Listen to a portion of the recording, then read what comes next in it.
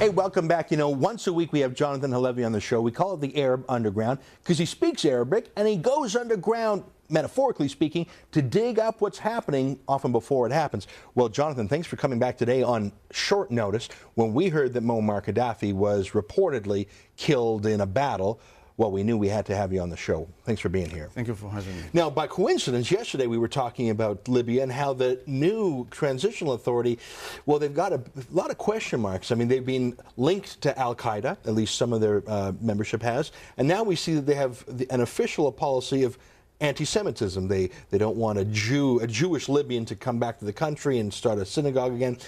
Why don't you give me your assessment of things? First of all, what does the death of Muammar Gadaffi mean in terms of the civil war? Does that mean the air goes out of that fight and no one will fight on?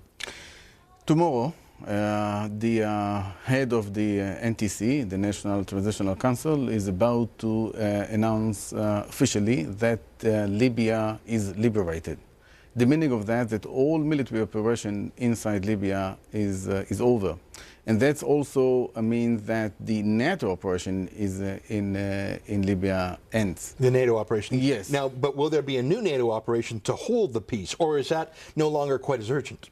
No, that's first of all in terms of announcement. Okay. What would happen on the ground? It's totally different story, because Libya is different from Canada. It's based on tribal alliances. Right, you've got your Tripoli and you have Benghazi, and they're more clans, right? There are clans, and all. So that should be taken into consideration, how the clans that supports Gadaffi will react to the policy of the government. And what I've seen during the last few hours, that the government of Libya is prepared to, is willing to announce an amnesty to all the operative of Kataib al-Gadaffi, the brigades of Gadaffi, in order to calm down the situation, to stable the government, and to open a new chapter in the life of this very troubled country.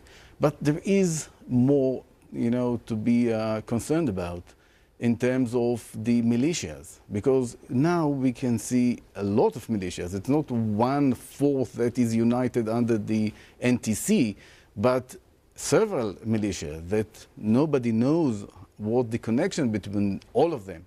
And we know from documents that were seized by the American intelligence in Iraq that most of the recruits to Al-Qaeda, 90%, I think, in the years to 2006, 2007, came from Libya. So, yes, so we see that in Libya, the branch, the Al-Qaeda branch that is operating in Libya is very strong. It has a lot of supporters. How that can affect the new government, the new regime. So I can't see Libya move towards democracy as we understand democracy. We only have about a minute left, but during the commercial break, you were telling me that there was some reaction to Gaddafi's downfall in, of all places, Syria, across the Mediterranean. Yes. What reaction was there, and what does it mean? Few demonstrations were held in several cities in Syria, calling to imitate the Libyan experience with Bashar al-Assad. Ah. And by the way, in Tripoli, the mass is called. Next target is Syria and Palestine, to liberate Palestine. So that gives a boost for all these radical organizations and movement in the Middle East to topple the regimes and focus on the main issue, which is Israel and liberating Palestine. Isn't that funny? You know what? Instead of focusing on democracy and rule of law, they just want to get the Jews.